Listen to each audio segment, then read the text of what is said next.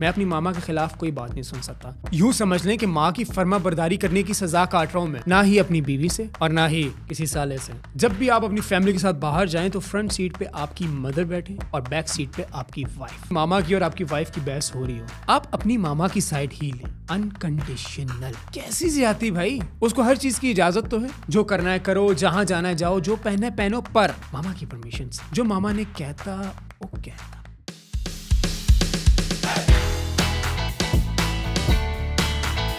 अस्सलाम वालेकुम दोस्तों, वेलकम टू पॉडकास्टिंग और मैं हूं आपका होस्ट उमर सलीम। दोस्तों, वैसे तो बच्चे को माँ और बाप दोनों मिलकर जन्म देते हैं, लेकिन कुछ बच्चे ऐसे होते हैं जो सिर्फ मामा's बॉय बनकर रह जाते हैं। तो टुडे व्हाइल हैविंग दिस गर्मा गर्म चाय, let's talk to a mama's boy. अस्सलाम वालेकुम सर, कैसे हैं? मामा की नजर में पूछ रहे हैं आप या रिश्तेदारों की नजर में? माँ की नज़र में तो सभी अच्छे होते हैं, व्हाट अबाउट अदर्स? उनको तो मैं वैसे ही सह लगता हूँ, but I have something to share. What? I don't care. Actually मेरी माँ मेरे लिए ज़्यादा इंपॉर्टेंट है। नहीं, माँ तो सबके लिए इंपॉर्टेंट होती है, सबसे ऊपर होती है, लेकिन आपके साथ जो एक टैग लगा हुआ है ना, एक mama's boy is a negative thing in our society, what do you say? Umar भाई, मुझे एक बात समझ नहीं आती। बचपन में हमें ये ट्रेनिंग दी जाती है कि मामा का फर्मा बरदार होकर रहो, जहाँ जाना है मामा से पूछ कर जाओ, मामा जो कहें वही करो। लेकिन हम जैसे ही बड़े होते हैं, हमारी शादी होती है, यही सारे पॉइंट्स नेगेटिव क्यों हो जाते हैं? वाई? आप कहना चाह रहे हैं कि शादी के बाद आपके बारे में लोगों का प्रोस्पेक्ट बदल गया? उमर भाई, हालात बदल गए हैं, जज्बात बदल गए हैं, यहाँ तक के रिश्तेदार भी बदल गए हैं। और मेरा एक चड्डी बड़ी दोस्त होता था, वो भी आपके खिलाफ हो गया? नहीं, खिलाफ नहीं हुआ यार, ट्रांसजेंडर बन गया। उसका इस बात से क्या ताल्लुक? दरअसल उमर भाई, वो बदलने की बात हो रही थी तो मैंने कह दिया। खैर, मैं आपको बता रहा था कि मेरी लाइफ अब वैसी रही नहीं जो शादी से पहले थी।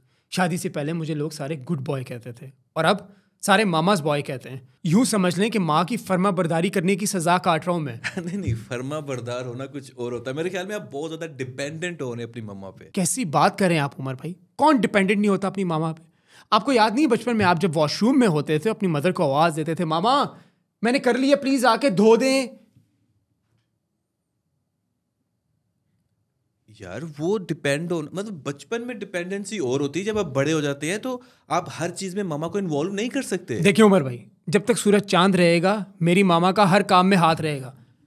कोई मसला है आपको? मुझे क्या मसला होना, मसला तो आपकी वाइफ को होता होगा।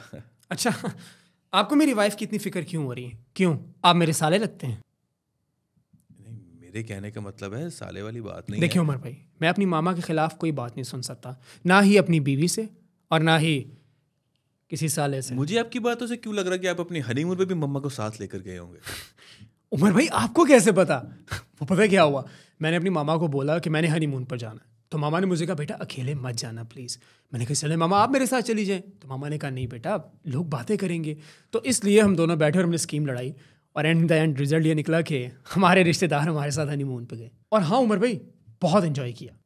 आपने के रिश्तेदार? ऑफ कोर्स उमर भाई, हमने। मतलब जितनी आप मामा मामा मामा करते हैं ना, मेरे ख्याल में ना आप एनिमल मूवी का मदर वर्जन बना सकते है ना उमर भाई? वो क्या है ना कि मेरी अम्मी भी कहती हैं कि मैं रणबीर कपूर की तरह लगता हूँ। Ranbir Kapoor from wish.com। उमर भाई, आप तो वैसे ही मेरी और मेरी मामा के प्यार से जेलस हो रहे हैं, और आप पहले बंदे नहीं हैं जो जेलस होते हैं। हर बंदे को प्रॉब्लम होती है। प्यार से याद आया कि क्या आपने लाइफ में प्यार किया है? मैंने आपको बताया ना उमर भाई कि मेरी जिंदगी का पहला और आखिरी प्यार मेरी मदर ही है। नहीं, वो वाला प्यार, वो इश्क वाला लव जो। हाँ उमर भाई, यूनिवर्सिटी में एक लड़की पसंद आई थी मुझे। ओके। काफ़ी खूबसूरत थी वो, बड़ा पसंद करता था मैं उसे, पर यू नो मामा को पसंद नहीं थी। क्यों उमर भाई? उसका नाक मेरी मामा को पसंद नहीं आया था।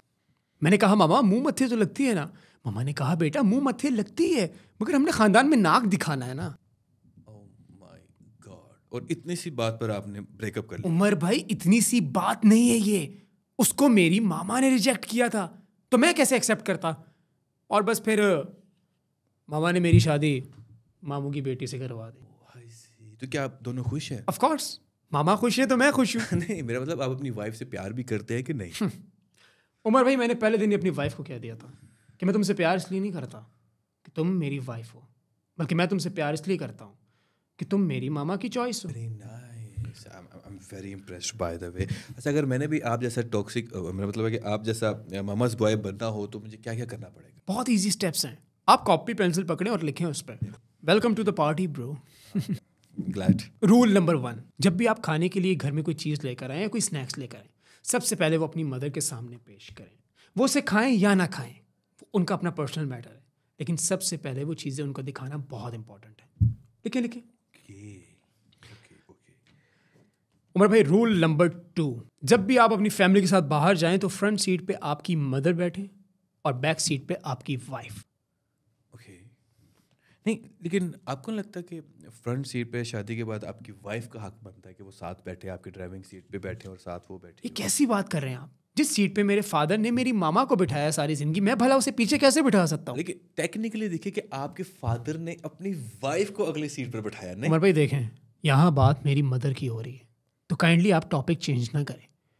आप लिखें पॉइंट। ओके। हाँ, तो पॉइंट नंबर 3, जब भी आप शॉपिंग के लिए जाएं तो जो ड्रेस आप अपनी वाइफ के लिए ख़रीदें, सेम वही ड्रेस अपनी मदर के लिए ख़रीदें। चाहे वो ज्वेलरी हो, चाहे वो शूज़ क्यों ना हो, सेम वैसे ही होने चाहिए। और इवन के कोशिश करें कि बजट वाइफ से थोड़ा ज़्यादा ही हो। व्हाट?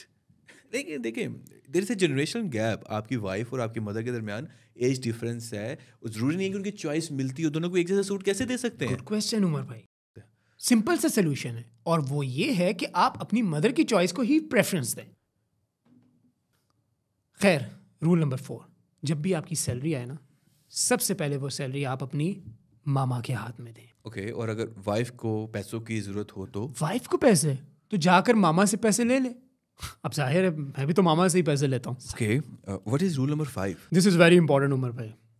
जब भी कभी मामा की और आपकी वाइफ की बहस हो रही हो, कसूर चाहे जिसका भी हो, आप अपनी मामा की साइड ही लें, अनकंडीशनल। डोंट यू थिंक ये वाइफ के साथ बहुत ज़्यादा ज्यादती हो रही है? मतलब घुटन वाला माहौल है। कैसी ज्यादती भाई? उसको हर चीज़ की इजाज़त तो है, जो करना है करो, जहाँ जाना है जाओ, जो पहनना है पहनो, पर मामा की परमिशन से, विद ड्यू रिस्पेक्ट। ओके, यानी कि अगर बेगम ने मैके जाना है तो भी मामा की इजाज़त ज़रूरी है? ऑफ कोर्स ब्रो, मामा की इजाज़त बिल्कुल ज़रूरी है। वैसे भी मैं अपनी बेगम को ज़्यादा देर मेके रहने नहीं देता। क्यों? वो क्या है ना कि यार पीछे से मामा अकेली हो जाती हैं, फिर उन्हें सुबह उठ के नाश्ता कौन देगा, उनकी दवाइयों का ख्याल कौन रखेगा, और छोटे छोटे बच्चे हैं मेरे उमर भाई, यू नो, दादी उनकी उदास हो जाती है उनके लिए। कितने बच्चे माशाल्लाह आपके? मेरी 5 बेटियां हैं। ओह माशाल्लाह माशाल्लाह। तो अब 5 के बाद आपने फिर ब्रेक लगा दी? नहीं ब्रो, मैंने ब्रेक नहीं लगाई। वो क्या है ना कि मेरी मामा ने कहा कि जब तक बेटा नहीं होता तब तक तुमने बेटा ब्रेक नहीं लगानी। डोंट यू थिंक ये कुछ ज़्यादा हो गया? उमर भाई, जो मामा ने कहता वो कहता। Oh my God. खैर उमर भाई, रूल नंबर 6 है कि आपने जो भी पहनना है, या आपकी जो भी ड्रेसिंग सेंस होनी चाहिए, या हेयर स्टाइल होना चाहिए, इवन कि जो आप शूज़ भी पहने, मामा की मर्जी के हैं। तो वाइफ बेचारी क्या करे फिर? मेरी मामा की खिदमत करे, घर के इतने काम है वो करे, मेरे बच्चों को संभाले, और क्या करे। उमर भाई, रूल नंबर 7। भाई बस, खुदा का वास्ता यार, मुझे इतना मम्मस बॉय नहीं बनना। तो दोस्तों, ये था आज का पॉडकास्ट। उम्मीद करते हैं कि आपको पसंद आया होगा। दोस्तों, लाइफ में बैलेंस बहुत ज़रूरी है, चाहे वो वर्क लाइफ बैलेंस हो या relationship balance. It is so important. हमारे यहाँ शादी के बाद बहुत सारे शोहर या तो जोरू के गुलाम बन कर रह जाते हैं, या फिर इनकी तरह मामास बॉय बन कर रह जाते हैं, और ये दोनों एक्सट्रीम्स ही बहुत खतरनाक होती हैं किसी भी फैमिली रिलेशन के लिए। कुछ मदर्स अपने बच्चों को इतना कंट्रोल करती हैं कि वो बच्चे बड़े होने के बावजूद अपने फैसले खुद से नहीं ले पाते हैं, और उनका नुकसान ये होता है कि उनकी बीवियां और उनके दोस्त और उनके बच्चे उससे डिस्टर्ब होते हैं। मैं ये नहीं कहता कि माँ की फर्माबरदारी न की जाए, लेकिन लाइफ का चैलेंज ये है कि हर रिश्ते का हक अदा किया जाए, ओवरलैपिंग नहीं होनी चाहिए। तो इसी छोटे से मैसेज के साथ अपने होस्ट उमर सलीम को दीजिए इजाज़त। मिलते हैं इंशाल्लाह अगले पॉडकास्ट में। अपना बहुत सारा ख्याल रखिएगा। हेलो मामा जी। मामा, वो मैंने आपको बताया था ना कि पॉडकास्ट पे आया हूँ। मामा मैं आ रहा हूँ ना मामा, मैं आ रहा हूँ ना। नहीं मामा, बहुत ढीठ है ये, नहीं माना। 7वें पॉइंट पे इसकी बस होगी।